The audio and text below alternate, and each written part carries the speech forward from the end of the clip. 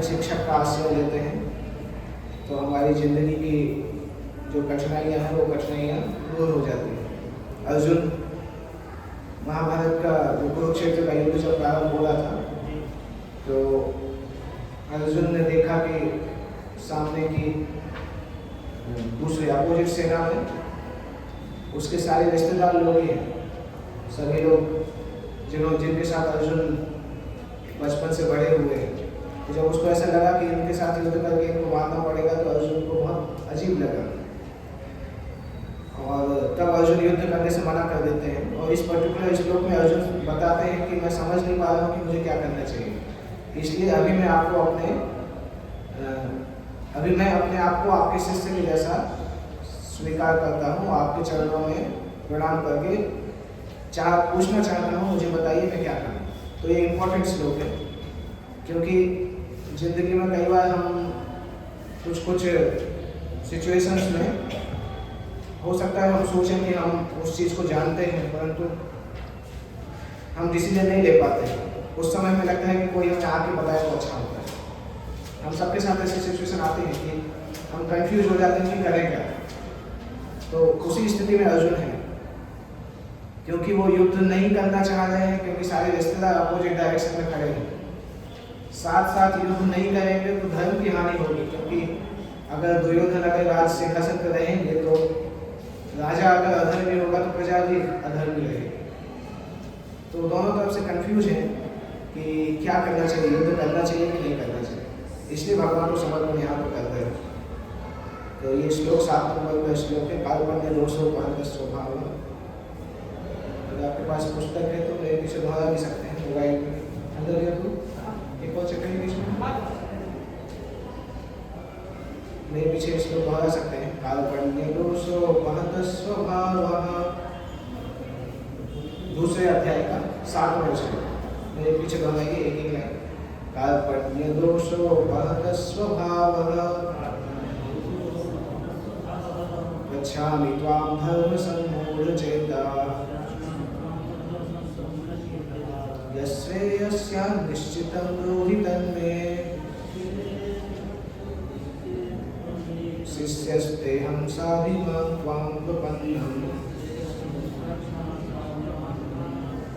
अर्जुन बोल रहे हैं, अब मैं अपनी कृपण दुर्बलता के कारण अपना कर्तव्य भूल गया हूँ और सारा धैर्य खो चुका हूँ।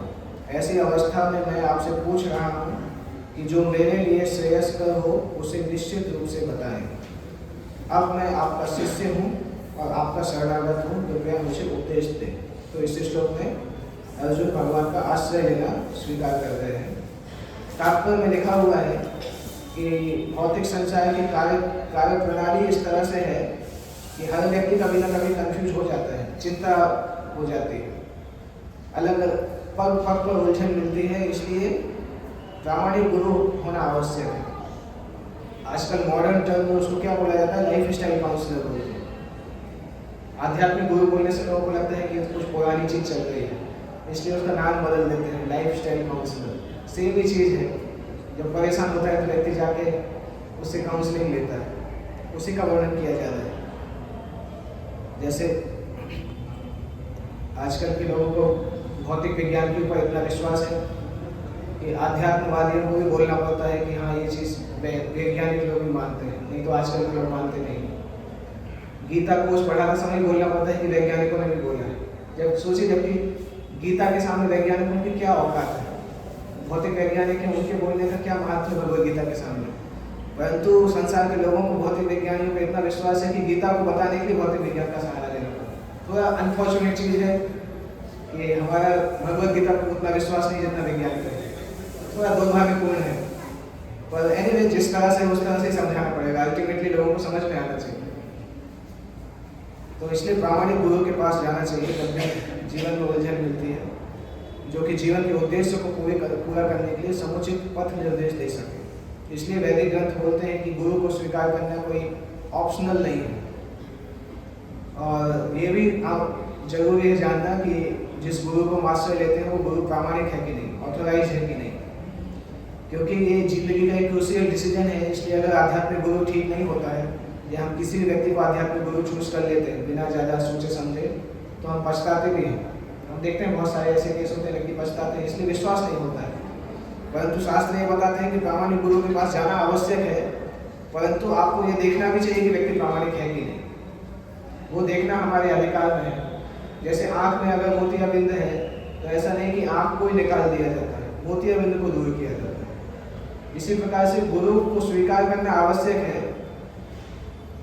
कुछ गुरु जो है, कुछ लोग धोखेबाजी से गुरु बनते हैं, उसका ये मतलब नहीं कि गुरु के कॉन्सेप्ट को ही हटा दिया जाए। शास्त्र बताते हैं कि प्रामाणिक गुरु कौन होता है। अगर हम उसको समझेंगे तो हम चूज कर सकते हैं, पता चल जाएगा कि कौन धोखा देता है कौन नहीं देता है। तो उससे हमें अंदाजा होना चाहिए कि किसका आश्रय लेना चाहिए। क्योंकि अगर हम प्रामाणिक गुरु का आश्रय नहीं लेते हैं, जो कि हम जीवन के उद्देश्य के बारे में बताए, तो जीवन की जो उलझने हैं वो सही नहीं होती है। यहाँ पर तुलना की गई है कि ये उलझने उस दावाग्नि के समान है जो किसी के द्वारा लगाए बिना बहुत टूटती है। पीछे तक आवाज आ रही, आपको सुनाई दे रहा है? जीवन की उलझने ऐसी हैं जैसे दावाग्नि को बोला जाता है जंगल में जो अग्नि लगती है। जंगल में आप देखेंगे, कभी आप देखा होगा ट्रेन में जाते समय आप देखते हैं बगल के जंगल में आग लगी रहती है। जंगल में अग्नि कोई माचिस से लगाने नहीं जाता है, अपने आप ही लग जाती है। पेड़ एक दूसरे से टकराते हैं और अग्नि लग जाती है। तो संसार में उलझने भी इसी तरह से है, बिना किसी के द्वारा लगाए लड़ाइयाँ भभक उठने लगती हैं। ये संसार इस प्रकार से है, बिना चाहे जीवन की उलझने स्वतः उत्पन्न हो जाती हैं। कोई नहीं चाहता कि आग लगे, किंतु फिर भी आग लग जाती है, हम व्याकुल होते हैं। इसलिए वैदिक साहित्य बताते हैं कि जीवन की उलझनों को समझने और उनको समाधान करने के लिए हमें परंपरागत गुरु के पास जाना चाहिए। जिस व्यक्ति का प्रामाणिक गुरु होता है वो सब कुछ जानता है, इसलिए मनुष्य को भौतिक उलझन में ना रहकर गुरु के पास जाना चाहिए। अभी नेक्स्ट पैराग्राफ में आता है कि ऐसा कौन व्यक्ति है जो भौतिक उलझनों में पड़ता है। भौतिक उलझनों में पड़ने वाला व्यक्ति कौन होता है? वो ऐसा व्यक्ति होता है जो जीवन की समस्याओं को ही नहीं समझ पाता है। शास्त्र में दो प्रकार के लोग बताए जाते हैं, एक बताया जाता है कृपण, एक बताया जाता है ब्राह्मण। कृपण वो होता है जो कि जीवन की समस्याओं को समझ नहीं पाता है। जीवन की मुख्य समस्याएं कितनी प्रकार की होती हैं? मुख्य 4 प्रकार की समस्याएं होती हैं। कैसे हम समझ सकते हैं कि ऐसी कौन सी समस्याएं हैं जो सभी के लिए समान है और उसको कोई चाहता नहीं है, परंतु उसको कोई अवॉइड नहीं कर सकता। जीवन की वास्तविक समस्याएं वही समस्याएं कहलाएंगी जिनमें ये 3 लक्षण होते हैं। सभी को वो समस्याएं होती हैं, उनको कोई चाहता नहीं है और उनको कोई अवॉइड भी नहीं कर सकता है, टाल भी नहीं सकता है। तो जो नए लोग अभी आए हैं, आप सोच के बता सकते हैं कि ऐसी कौन सी 4 समस्याएं हैं जो हम सभी को होती हैं, हम में से कोई उसको रोक भी नहीं पाता है और टाल और चाहता भी नहीं है कि वो समस्याएं हमारे पास आए। कोई ऐसी समस्याएं हैं जो सभी के लिए कॉमन है। मोह माया समस्या है, हो सकती है कि मोह माया। और कौन सी समस्या है? 4 समस्याएं ऐसी होती हैं। रोग, हाँ,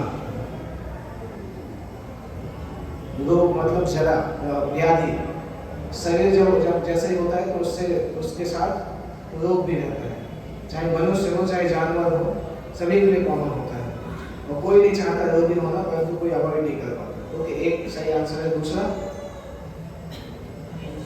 हाँ, बुढ़ापा। गुड, आप लोग को बहुत अच्छे से सारे आंसर स्वतः निकल के आ गए हैं। बुढ़ापा कोई नहीं चाहता है। इनफैक्ट पूरी इंडस्ट्री, कॉस्मेटिक इंडस्ट्री इसीलिए बनी गई है कि लोग बुढ़ापे को छुपा सकें। बालों को काला करना, प्लास्टिक सर्जरी करना, नकली दांत लगाना, ये सारा दुकान ही इसलिए चल रहा है क्योंकि लोग बूढ़ा होना नहीं चाहते। फोटो इंडस्ट्री में व्यक्ति अपनी फोटो खींच के रखते हैं कि बुढ़ापे में देख सके कि कभी ऐसा समय था कि मैं जवान हुआ करता था। तो एक तो बीमारी, दूसरा बुढ़ापा, तीसरा, हाँ, तीसरा नेचुरली मृत्यु आएगा। समझ गए आप? मृत्यु ऐसी चीज है कि बच नहीं सकते हैं। एक बार एक व्यक्ति यमराज को चकमा देना चाहता था, तो उसने अपने जैसे बहुत सारे वो बनाए थे स्टैच्यू, एकदम उसके जैसे लगते थे। और ये स्टोरी एक्चुअली कोई पुराण में नहीं है, परंतु कहीं बनाई गई है। और जो स्टोरी का कॉन्सेप्ट है वो अच्छा है। उसने एकदम स्टैचू जैसे स्ट्रक्चर बनाए थे और खुद भी उन्हीं के अंदर छुप गया था कि यमदूत आएंगे तो मुझे देख समझ नहीं पाएंगे कि किसको लेके जाना है, तो वो थक हार के चले जाएंगे वापस। तो यमदूत तो बुद्धिमान लोग होते हैं। तो यमदूत जब आके देखते हैं तो देखते हैं कि सारे स्टैचू एक ही जैसे लग रहे हैं। तो जब समझ नहीं पाते हैं तो सोचते हैं कि एक स्टैचू के पास जाके बोलते हैं कि हम समझ गए कि आप ही हो वास्तविकता। तो ये व्यक्ति जो होता है ये समझ जाता है कि ये लोग समझे नहीं, तो इसके मुंह से हंसी आ जाती है कि देखो ये लोग समझ ही नहीं पाए। तो जैसे इसके मुंह से हंसी आती है वो लोग समझ जाते हैं कि कौन वास्तविक व्यक्ति है, वो पकड़ के ले जाते हैं। तो व्यक्ति मृत्यु से बचने का बहुत प्रयास करता है। एक बहुत बड़े बिजनेसमैन थे अमेरिका में, उन्होंने डॉक्टर्स को बोला था कि आप कितना भी पैसा चाहिए ले लो, परंतु मेरी मृत्यु नहीं होनी चाहिए। तो उनकी जब मृत्यु हुई, डॉक्टर्स ने उनकी पत्नी से बहुत पैसे लिए, यही बोल के कि इनकी बॉडी को मुंह के पास रखे हैं और बहुत जल्दी ऐसा होने वाला है कि मृत्यु को जीतने वाले हैं। जैसे जीतेंगे वैसे इनको जीवित लेके आते हैं। तो कोल्ड स्टोरेज में उनकी बॉडी को रखा रहा और उनकी पत्नी से पैसे लेते रहे। फाइनली मृत्यु को जीतना तो पोस्ट डेटेड चेक के जैसा है। अभी भी बोल रहे, पिछले 100 साल से डॉक्टर लोग बोल ही रहे हैं कि हम मृत्यु को जीत लेंगे, परंतु ऐसा कुछ हुआ नहीं। वो पोस्ट डेटेड चेक है कि हम बाद में करेंगे। तो मृत्यु को कोई नहीं जीत सकता है। तो 3 प्रॉब्लम्स हैं। अभी चौथी भी आपको ऑब्वियसली समझ में आ जाएगी। मृत्यु का भी कब होती है? जब जन्म होता है। तो 4 प्रॉब्लम्स जो है, जन्म, मृत्यु, बुढ़ापा और बीमारी। इन 4 में से 3 तो हमें प्रॉब्लम समझ में आती है, परंतु जन्म जो है प्रॉब्लम समझ में नहीं आता। जन्म हमें लगता है कि नहीं, जन्म तो बहुत अच्छा बेनिफिट है, इसलिए हैप्पी बर्थडे मनाते हैं। परंतु ये समझना चाहिए कि अगर जन्म नहीं होता तो मृत्यु नहीं होती। जन्म होता है इसलिए मृत्यु होती है, क्योंकि जन्म से ही तो साइकिल चालू होता है। तो शास्त्र बताते हैं कि जन्म भी समस्या है। वास्तविकता में भौतिक शरीर में जन्म होना कोई अच्छी बात नहीं है। भौतिक शरीर में जन्म होना मतलब जेल के अंदर जन्म लेना। कोई कभी सेलिब्रेट करता है जिस दिन वो जेल में जाता है? नहीं जाते हैं। जब जेल से निकलते हैं तब सेलिब्रेट होता है। तो जिस दिन इस संसार से मुक्त होकर भगवान के धाम में वापस जाएंगे उस दिन सेलिब्रेशन करना चाहिए। जिस दिन हम जेल में नई ड्रेस में आए, नए कपड़े पहन के आए, उस दिन क्या सेलिब्रेट करेंगे? और भौतिक संसार में अलग ही सेलिब्रेट होता है, हैप्पी बर्थडे सेलिब्रेट होता है। जिस दिन हम जाते हैं उस दिन सेलिब्रेट होना चाहिए। जाते मतलब भगवान के नाम चले जाते हैं वापस। तो ये 4 मुख्य समस्याएं हैं, ये सभी के लिए होती है। और कृपण उस व्यक्ति को बोलते हैं जो इन समस्याओं को नहीं समझता है और इन समस्याओं को हल करने का प्रयास नहीं करता है। केवल पशु पक्षी के समान संसार में रहकर खाते हुए सोते हुए संसार से निकल जाता है, मृत्यु को प्राप्त कर लेता है। उसको कृपण बोलते हैं। यह मनुष्य जीवन बहुत मूल्यवान है। इसका उपयोग जीव को अपने जीवन की समस्याओं को हल करने में कर सकता है। जो इस अवसर का लाभ नहीं उठाता वो कृपण कहलाता है। इसके विपरीत ब्राह्मण होते हैं जो कि अपने मनुष्य जीवन का उपयोग जीवन की समस्याओं को हल करने में लगाते हैं। और सारे मनुष्यों को चर्म रोग होता है। चर्म रोग का मतलब क्या बोला जाता है? Skin disease. सब सोचते हैं कि ये शरीर जो है, जो बॉडी का जो शरीर है, ये वास्तविकता में हमारी आइडेंटिटी है। इसी के आधार पर हम जीवन जीते रहते हैं और सोचते हैं कि ये शरीर से कनेक्टेड जो है वो सब हमारे परिवार के लोग हैं, हमारे देश के लोग हैं। परंतु शरीर खत्म होता है तो कुछ नहीं बचता है, कोई नहीं बचा पाता है। वैदिक शास्त्र इसलिए बताते हैं कि वास्तविक संपत्ति जो है आत्मा होती है। कृपण ये सोचता है कि उसको उसका परिवार मृत्यु से बचा सकता है, और वो ऐसा सोचता है कि उसका परिवार या समाज उसे मृत्यु से बचा लेगा या वो अपने परिवार को मृत्यु से बचा लेगा। परंतु जब समय आता है तो एक व्यक्ति धीरे धीरे मृत्यु के पास चला जाता है। हम खुद को ही नहीं बचा सकते तो दूसरे को क्या बचाएंगे? तो ऐसी पारिवारिक आसक्ति तो पशु समाज में भी होती है। वो भी बच्चों की देखभाल करते हैं। अर्जुन समझ गए थे कि इस प्रकार की भौतिक आसक्ति अच्छी नहीं है, तो इसी भौतिक आसक्ति के कारण वो धर्म का पालन नहीं कर पा रहे हैं, परंतु दुर्बलता के कारण वो अपना कर्तव्य नहीं निभा पा रहे थे। तो ऐसी अवस्था में जो कृपण व्यक्ति होते हैं उनको कृपणता से बाहर निकलने के लिए कृष्ण का, भगवान का आश्रय लेना चाहिए। अर्जुन के सामने भगवान कृष्ण स्वयं उपस्थित थे, इसलिए अर्जुन कृष्ण का शिष्यत्व स्वीकार करते हैं और मित्रतापूर्ण बातें बंद करना चाहते हैं। अर्जुन और कृष्ण का संबंध एक फ्रेंडशिप जैसा था, परंतु इस स्टेज में आकर अर्जुन अपने आप को कृष्ण का मित्र नहीं समझते हैं, अपने आप को कृष्ण का शिष्य समझ स्वीकार करते हैं। उससे पता चलता है कि कैजुअल टॉक्स तो चलता रहता है, परंतु गंभीर बातें तभी चालू होती हैं जब गुरु शिष्य का संबंध आता है। कृष्ण भी अर्जुन को समझाना प्रारंभ तब तक नहीं किए जब तक अर्जुन ने वॉलंटरी आके उनसे शिष्यत्व को स्वीकार नहीं किया। तो अर्जुन अभी मित्रतापूर्ण बातें बंद करना चाहते हैं। गुरु तथा शिष्य की बातें गंभीर होती हैं और अर्जुन अपने मान्य गुरु के समक्ष गंभीरतापूर्वक बातें करना चाहते हैं। इसीलिए कृष्ण भगवद गीता के आदि गुरु हैं और अर्जुन गीता समझने वाले प्रथम शिष्य हैं। अर्जुन भगवद गीता को किस प्रकार समझते हैं वो गीता में लिखा है। और कृष्ण के अंतर तथा बाहर कोई अंतर नहीं है। जैसे हम शरीर आत्मा अंदर आत्मा है, बाहर शरीर है, परंतु कृष्ण के केस में ऐसा नहीं है। कृष्ण के केस में आत्मा और शरीर में कोई अंतर नहीं है, क्योंकि उनका सच्चिदानंद रूप पाया जाता है। ओके, तो 8वां श्लोक, इसके बाद नाहि तपस्यामि ममापनुद्यात्। कुछ पुस्तकें और भी रखी है, अगर किसी को चाहिए तो ये पुस्तकें ले सकते हैं, इसमें से पढ़ सकते हैं। यत्सोपमुच्छोषणमिन्द्रियाणाम् अवाप्य भूमा वसपत्नमृद्धम्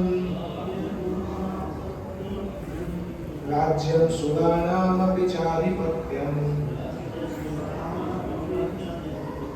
मुझे ऐसा कोई साधन नहीं दिखता जो मेरे इंद्रियों को सुखाने वाले इस शोक को दूर कर सके। स्वर्ग पर देवताओं के आधिपत्य की तरह इस धन धान्य संपन्न सारी पृथ्वी पर निष्कंटक राज्य प्राप्त करके भी मैं इस शोक को दूर नहीं कर सकूंगा। तो अर्जुन ऑलरेडी धरती के राजा के समान थे, इतने बड़े राज्य परिवार में थे, तब भी इस दुख के कारण वो इस प्रकार से सोच रहे हैं कि अभी उनको कोई सॉल्यूशन नहीं मिल रहा है कि जो मैं दुखी हूँ उसको कैसे दूर किया जाए। और बता रहे हैं यत् शोकम उच्छोषणम इंद्रियाणाम्, सारी इंद्रियों को सुखाने वाला शोक। इसका मतलब है कि जब हम दुखी होते हैं तो कोई इंद्रियों का भोग करने की इच्छा नहीं होती। जब व्यक्ति दुखी होता है तो उसको भोग करने की इच्छा नहीं होती, नेचुरली कम हो जाती है।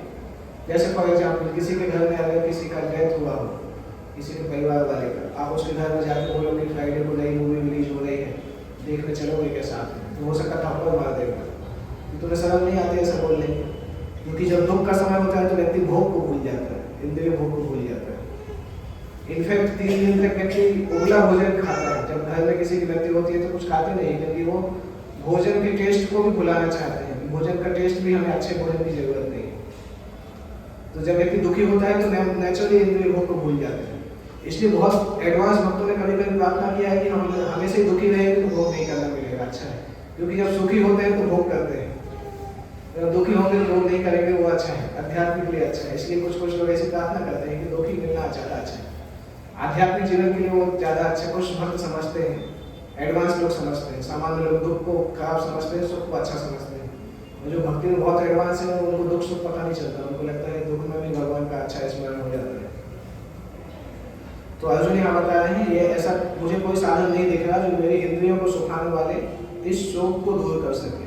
अगर स्वर्ग का राज्य भी मुझे मिल जाए या पृथ्वी का निष्कंटक राज्य मिल जाए तब भी इस शोक को मैं दूर नहीं कर पाऊंगा। तो पिछले पूरे अध्याय में अर्जुन ने बहुत सारे तर्क प्रस्तुत किए हैं, परंतु इतने तर्क बताने के बाद भी ऐसा लग रहा है कि अर्जुन भगवान कृष्ण की सहायता के बिना अपनी खुद की समस्या को हल नहीं कर पा रहा है और उसके पूरे अस्तित्व को ये चिंता सुखाए दे रही है। ऐसा लग रहा है कि भगवान कृष्ण जैसे आध्यात्मिक गुरु की सहायता के बिना हल कर पाना असंभव होगा। इससे एक चीज़ समझ में आता है कि कोई बहुत विद्वान हो, उसने बहुत ज़्यादा ज्ञान भी अलग अलग प्राप्त किया है, बहुत ऊंची पोस्ट पे है, इन सब चीज़ों के बाद भी जीवन की समस्याओं को हल करने में व्यक्ति सफल नहीं होता है।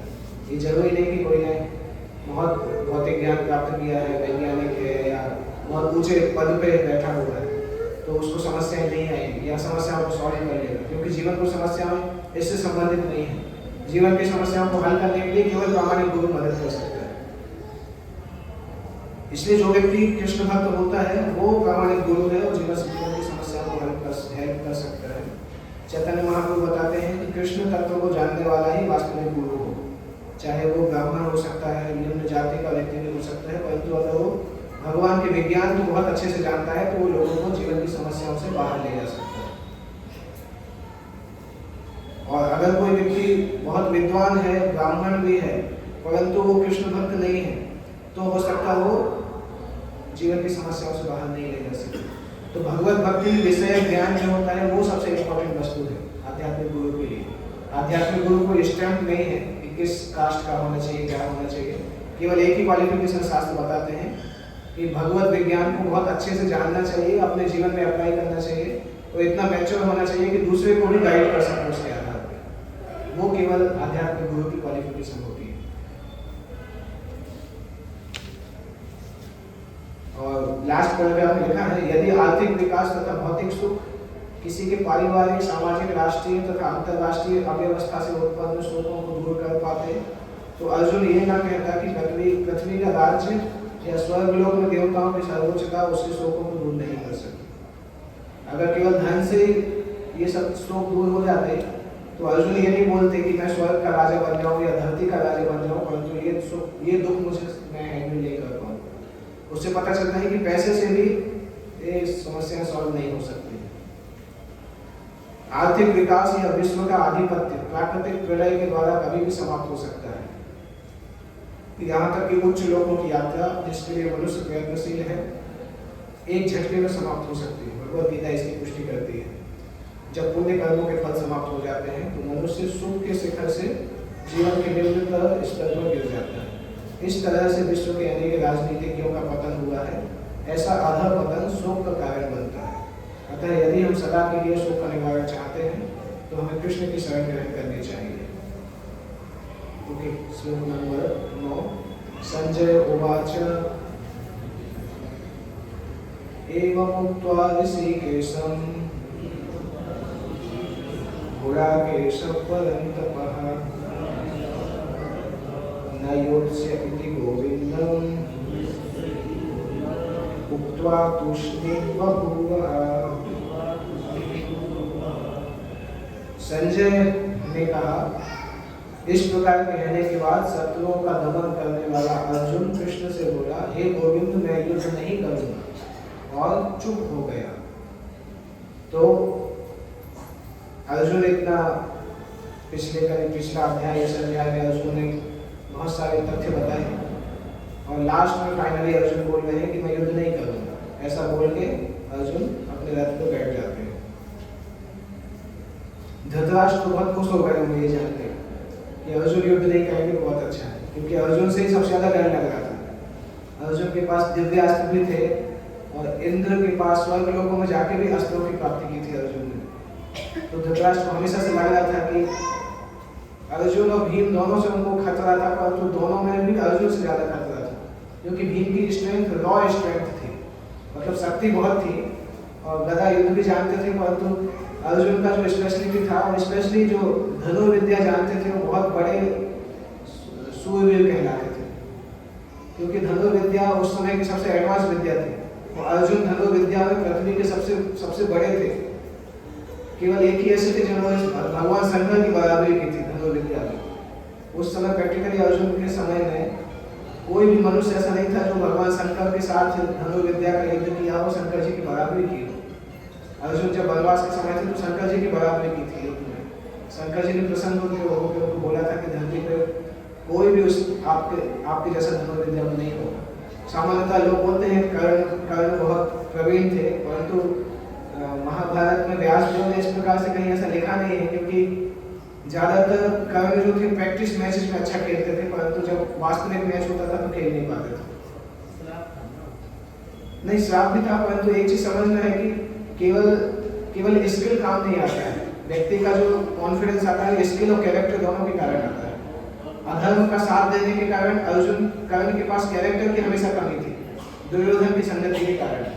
इसलिए प्रैक्टिस मैच में अच्छा खेल लेते थे, परंतु जब युद्ध में जाते थे तो हार जाते थे। जैसे जब गुरु दक्षिणा देने का समय आया था, जब इन्होंने द्रुपद से लड़ाई की थी, जब द्रोणाचार्य ने बोला था कि द्रुपद को मेरे पास लेके आओ, तो पहले कौरव लोग गए थे कर्ण के साथ, पर कर्ण को द्रुपद ने हरा दिया था, हरा के भगा दिया था। और जब द्रुपद इसको दुर्योधन को बांध के अपने पास रखे थे, तब दुर्योधन ने चिल्ला के कर्ण को बुलाया था कि अरे कर्ण आओ। कर्ण ने बोला था नहीं मैं अपनी जान बचा लूं, उसके बाद देखेंगे। कर्ण चले गए। बाद में जब पांडव गए, पांडव ने द्रुपद को हराया और दुर्योधन को छुड़ाया वहां से। उसके बाद कर्ण तब भी हारे थे जब द्रौपदी का स्वयंवर था, उसके बाद जो युद्ध हुआ था तब अर्जुन और भीम ने हरा दिया था। उसके बाद तीसरी बार अर्जुन ने विराट युद्ध में सभी को ही हराया था, केवल कर्ण ने पूरी की पूरी कौरव सेना को एक साथ हराया था। उसके बाद जब युद्ध में जब कौन था वो अर्जुन के पुत्र की मृत्यु हुई थी, उसके अगले दिन अर्जुन ने कर्ण को 3 बार हराया था। एक 2 बार हराया था, तीसरी बार इस प्रकार से घायल कर दिया था कि कर्ण उस दिन के लिए रिटायर हो गए थे, जाके दवाई लेने लगे थे। तो पूरी महाभारत में देखते हैं जब भी डायरेक्ट फाइट होती थी तो अर्जुन हमेशा ही कर्ण को हरा देते थे। प्रैक्टिस मैच में कर्ण अच्छा खेलते थे जब कोई डायरेक्ट फाइट नहीं होती थी। उससे पता चलता है कि केवल स्किल इंपॉर्टेंट नहीं है, व्यक्ति का चरित्र बहुत ऊंचा होना चाहिए। अगर उसको अपनी विद्या को वास्तविक उपयोग करना है तो विद्या के साथ साथ चरित्र बहुत ऊंचा होना चाहिए, नहीं तो विद्या काम नहीं करती है समय पे। तो केवल ये जरूरी नहीं कि हमने कुछ चीज सीख लिया तो हम उसको कर लेंगे।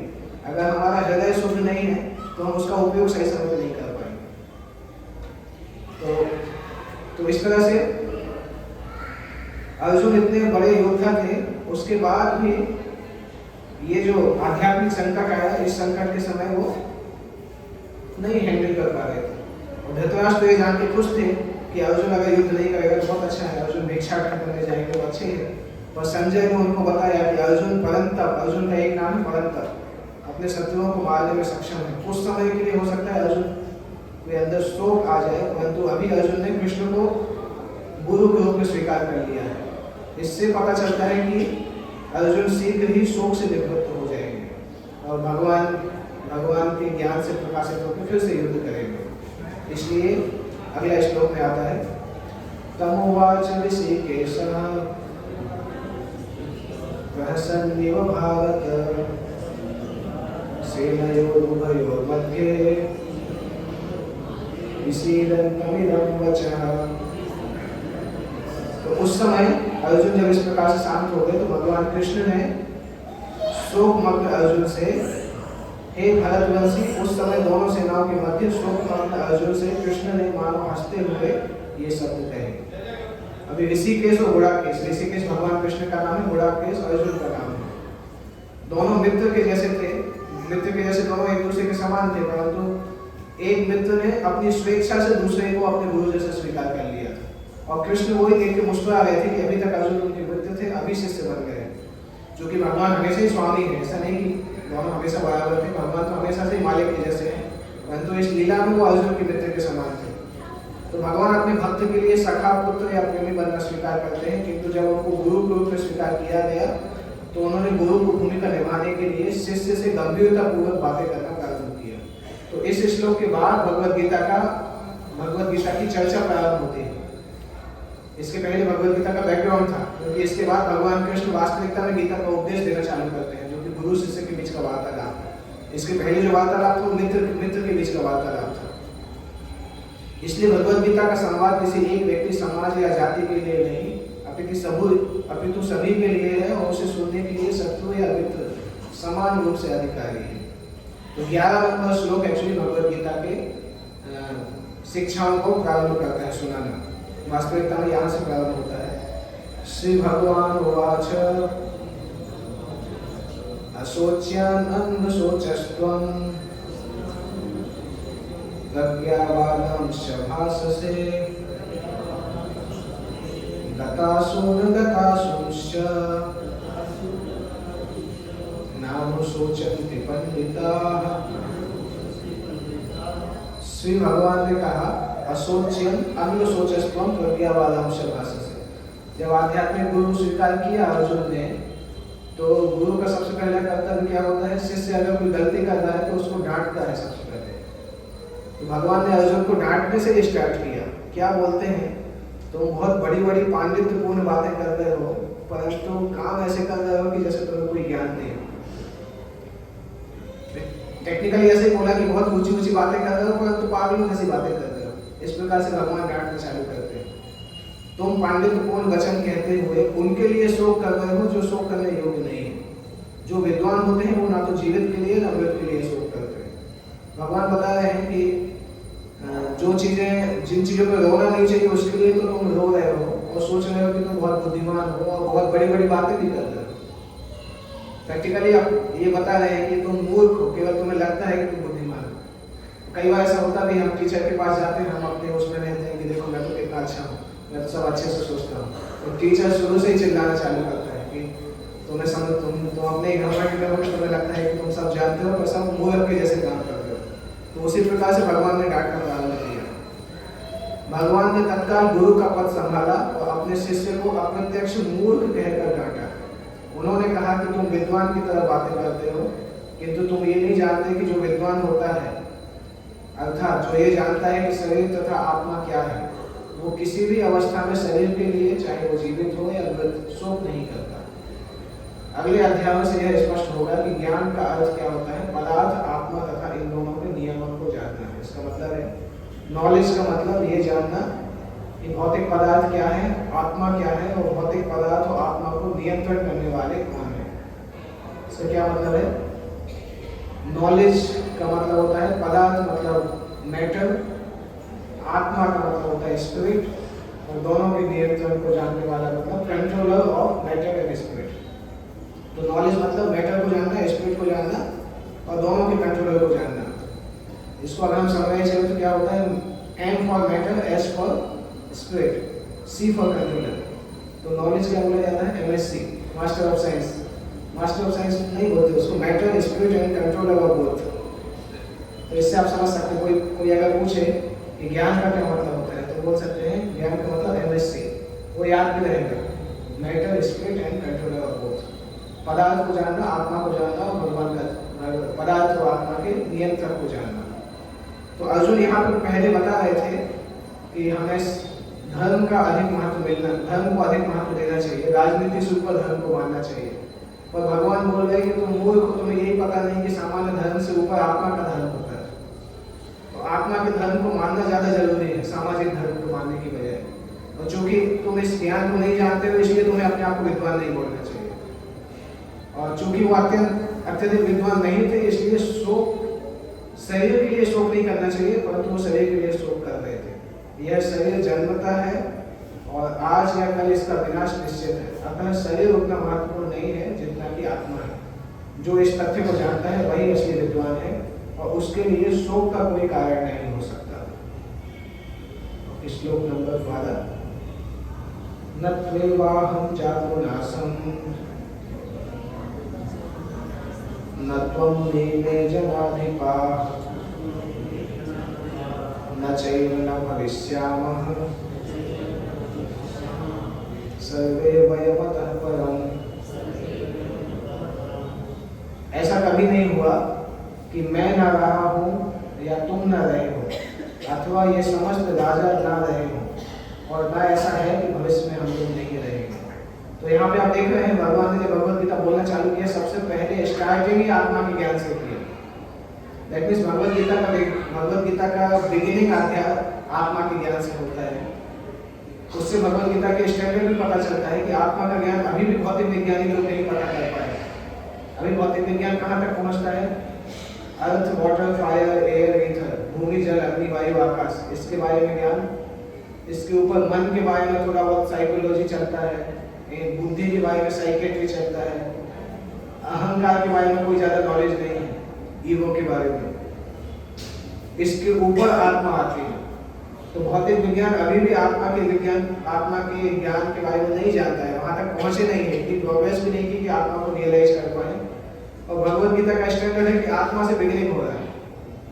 तो भौतिक विज्ञान जहाँ खत्म होता है उसके आगे भगवद गीता प्रारंभ होता है। ये तो भगवद गीता का बेसिक इंस्ट्रक्शन है। अभी तो 18 अध्याय बाकी है, ये तो दूसरे अध्याय में भगवान सबसे पहले आत्मा का ज्ञान बता रहे हैं। तो इससे पता चलता है कि भगवद गीता का स्पेसिफिक स्टैंडर्ड, आध्यात्मिक स्टैंडर्ड कितना ऊंचा है। क्लियरली भगवान बोल रहे हैं कि यहाँ पे जितने लोग हैं, चाहे मैं हूँ, चाहे आप हो, चाहे जितने भी लोग हैं, ये लोग कभी नहीं मरेंगे, केवल इनका शरीर बदलेगा, आत्मा को कुछ नहीं होगा। ये अभी भी है, बाद में भी रहेंगे। इसलिए लास्ट में लिखा है सर्वे वयम अतः परम। अगर आप संस्कृत ग्रामर पढ़ेंगे तो अतः परम मतलब आज के बाद।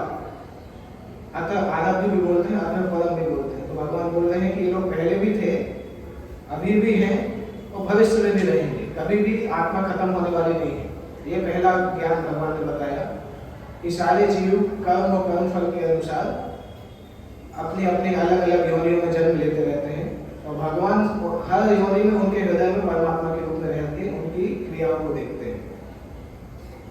और ये श्लोक है, इंग्लिश में आया है, नित्यो नित्यानाम चेतनस्य चेतनानाम। जीव बहुत सारे होते हैं, तो भगवान उन सभी के लीडर होते हैं जो कि उस जीव का पालन करते हैं। और ये वैदिक ज्ञान अर्जुन को प्रदान किया गया, वही विश्व के उन समस्त पुरुषों को प्रदान किया जाता है जो विद्वान होने का दावा तो करते हैं परंतु जिनकी ज्ञान राशि नहीं है। भगवान स्पष्ट बता रहे हैं कि सारे राजा और सभी लोग शाश्वत प्राणी हैं।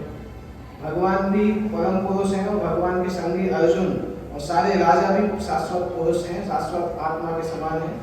भूतकाल में भी ये लोग थे, भविष्य में भी ये लोग रहेंगे, इसलिए शोक की आवश्यकता नहीं है। इसलिए कुछ कुछ ऐसे सिद्धांत हैं जो बोलते हैं कि मुक्ति के बाद माया के आवरण से लीन हो, माया के आवरण से मुक्त होकर ब्रह्म में लीन हो जाएंगे, परंतु गीता उस सिद्धांत को नहीं बताता होता। गीता क्लियरली बोलता है कि आत्मा का अस्तित्व कभी खत्म नहीं होता है, आत्मा हमेशा रहता है। मुक्ति के बाद भी आत्मा का अस्तित्व खत्म नहीं होता है। तो ब्रह्म लीन का ये मतलब नहीं कि आत्मा का अस्तित्व खत्म हो जाएगा। उसको इस प्रकार से समझते हैं जैसे हरे रंग का तोता होता है, हरे रंग का तोता अगर हरे रंग के पेड़ के अंदर चला जाता है तो ऐसा नहीं कि तोता खत्म हो गया, पेड़ के अंदर वो बैठा रहता है, उसका अपना अस्तित्व होता है। उसी प्रकार से आत्मा जब ब्रह्म में लीन भी होती है तब भी उसके बाद आत्मा का अपना अस्तित्व होता है, क्योंकि आत्मा का विनाश कभी नहीं होता। गीता क्लियरली बोलता है कि आत्मा का विनाश कभी नहीं होता। तो फिर लीन कैसे होगा? जब आत्मा कभी विनाश नहीं हो सकता तो लीन भी नहीं हो सकता है।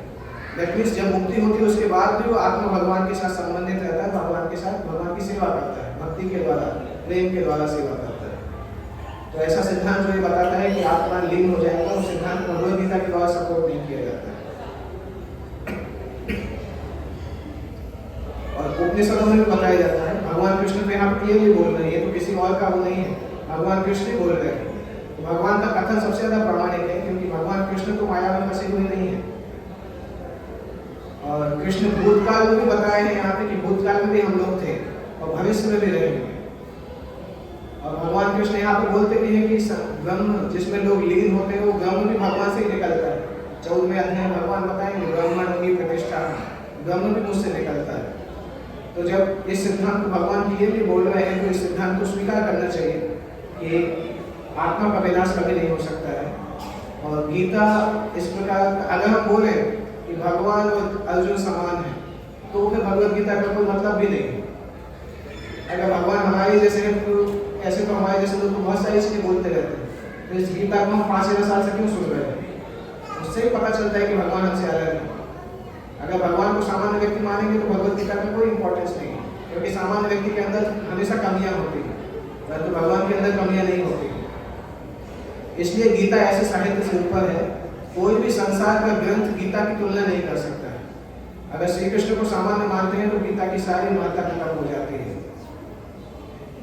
गीता में कई स्थलों पर उल्लेख हुआ है कि भगवत भक्त भगवान को जानते हैं, जो लोग भगवान का विरोध करते हैं वो इस गीता को नहीं समझ पाते हैं। भगवान को नहीं मानने वाले या नास्तिक लोग अगर गीता को पढ़ते हैं तो उनका प्रयास मधुमक्खी के द्वारा शहद की बॉटल को चाटने के जैसा है। अगर कोई शहद की बॉटल को बाहर से चाटता है तो वो कितना समझ पाएगा? ढक्कन खोल के शहद को खाना पड़ेगा तो उसको शहद का टेस्ट समझ में आएगा। अगर बाहर से चाटेगा तो कुछ समझ में आने वाला नहीं है। तो अगर कोई भगवत भक्त नहीं है तो गीता पढ़ेगा कभी समझ नहीं पाएगा। इसी प्रकार भगवत गीता के रहस्य को केवल भक्त ही समझ सकते हैं, अन्य कोई नहीं, जैसा कि इसके 4th अध्याय में कहा गया है। ना ही गीता का स्पर्श ऐसे लोग कर पाते हैं जो भगवान के अस्तित्व का विरोध करते हैं। अतः मायावादियों द्वारा गीता की व्याख्या मानव समग्र सत्य का भ्रामक निरूपण है। इसके बाद अगला श्लोक में 13 नंबर श्लोक से कुछ भगवान उदाहरण बताना चालू करते हैं। देहेनोस्मिन् यथा देहे कौमारं यौवनं जरा तथा देहान्तर प्राप्तिर्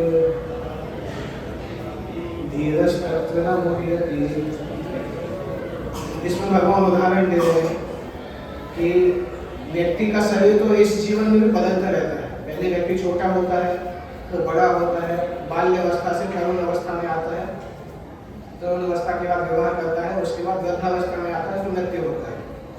तो शरीर बदलता रहता है, उसके अंदर आत्मा सेम रहती है। और जब शरीर इस लायक नहीं रहता है कि शरीर को मेंटेन किया जा सके, शरीर बहुत पुराना हो जाता है तो आत्मा उस शरीर को छोड़ के दूसरे शरीर में चली जाती है। जिस प्रकार शरीरधारी आत्मा इस वर्तमान शरीर में बाल्यावस्था से तरुणावस्था में और फिर वृद्धावस्था में निरंतर अग्रसर होता रहता है, उसी प्रकार मृत्यु होने पर आत्मा दूसरे शरीर में चला जाता है। धीर व्यक्ति ऐसे परिवर्तन से मोह को प्राप्त नहीं होता है। तो शरीर हमेशा बदलता है, प्रति क्षण शरीर बदल रहा है, कभी बालक, कभी युवा, कभी वृद्ध के रूप में, परंतु आत्मा में परिवर्तन नहीं होता है। जैसे बूढ़े व्यक्ति को कभी पता रहता है कि बचपन में उसको कैसा फीलिंग होता है, शरीर बदल जाता है, परंतु उसको अब वो एक्सपीरियंस पता रहता है। तो भगवान यहाँ पर बता रहे हैं कि हो सकता है पितामह भीष्म और द्रोणाचार्य वृद्ध हो गए हैं, परंतु उन्होंने अच्छे कार्य किए हैं, तो उनको नया शरीर अच्छा मिलने वाला है, नई शक्ति प्राप्त करेंगे। इसलिए शरीर परिवर्तन के आधार पर हमें धर्म का पालन नहीं छोड़ना चाहिए। भीष्म द्रोण तो अच्छे शरीर के कोई प्राप्त करेंगे, या तो आध्यात्मिक शरीर प्राप्त करेंगे या स्वर्ग को भोग करेंगे।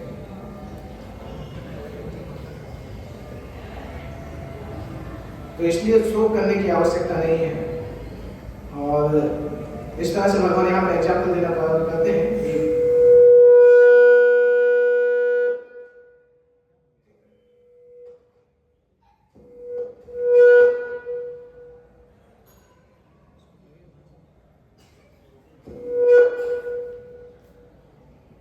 स्लो करेगा, साउंड कम करेगा तो आवाज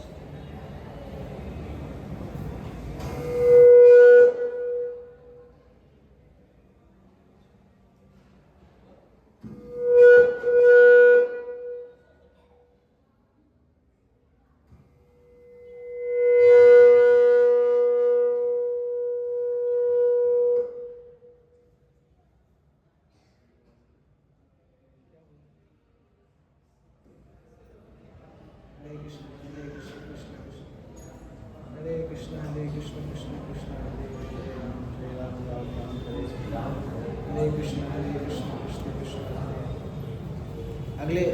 अगली क्लास में हम 13 नंबर श्लोक से प्रारंभ करेंगे। ये श्लोक अभी कंप्लीट नहीं किया हमने, 13 श्लोक से चालू करेंगे। किसी को कोई प्रश्न पूछना है तो पूछ सकते हैं, अगर कोई प्रश्न है तो पूछ सकते हैं, अदरवाइज हाँ बताइए। हरे कृष्ण।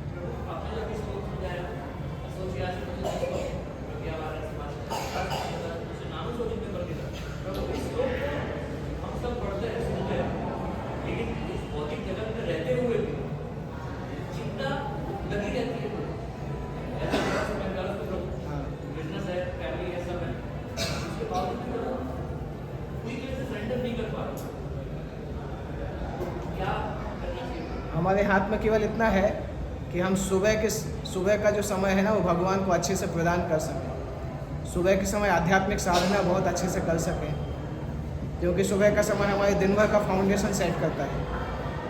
अगर सुबह अच्छे से साधना करेंगे तो दिन भर भगवत चेतना को बनाए रखा जा सकता है। अगर वैसा कर पाएंगे तो धीरे धीरे चेतना का बिल्डअप होगा। तो मॉर्निंग में जल्दी उठ के आध्यात्मिक साधना करना बहुत ज़रूरी है, वो हमें करना चाहिए। समस्या जितनी छोटी होती है ना, आदमी उसको बड़ा करके सोचता है, क्योंकि प्रश्न का हल यही है। समस्या है वो आएगा, उसका समाधान भी होगा, उसको लेके ज़्यादा चिंतित नहीं होगा। भक्ति भाव रखिए, सब ठीक रहेगा। तो हम एक्चुअली हर क्लास के बाद एक माला जप करते हैं साथ में। माला ले सकते हैं।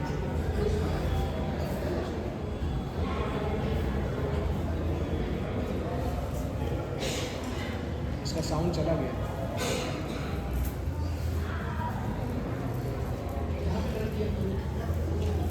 यहाँ से कनेक्ट किया, चल रहा था, अभी चलते चलते एकाएक कुछ आवाज़ आना चालू हुआ तो बंद हो गया। यानी माला ही करना है वैसे। हाँ, जिन्होंने बुक लिया था वो बुक रख सकते हैं वापस। अगर किसी को खरीदना हो तो बुक स्टॉल पर भगवद गीता का स्टॉल है, वहाँ से ले सकते हैं। विशेष महीना भी चल रहा है।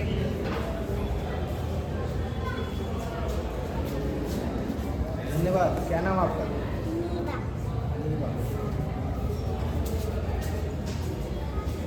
तो ये अगर कोई पहली बार आया हो तो उसको आप समझा सकते हैं। जो लोग रेगुलर आ रहे हैं उनको तो पता होगा कि नाम जब किस प्रकार से करते हैं। तो एक माला मुझे भी दे सकते हैं। पहला मंत्र मेरे पीछे बोलिएगा, उसके बाद हम साथ साथ करेंगे। 108 बार मंत्र करने से एक माला कंप्लीट हो जाती है। श्री कृष्ण चैतन्य प्रभु नित्यानंद श्री अद्वैत गदाधर श्री वासादि गौर भक्त वृंद। साथ में अभी करेंगे। हरे कृष्ण कृष्ण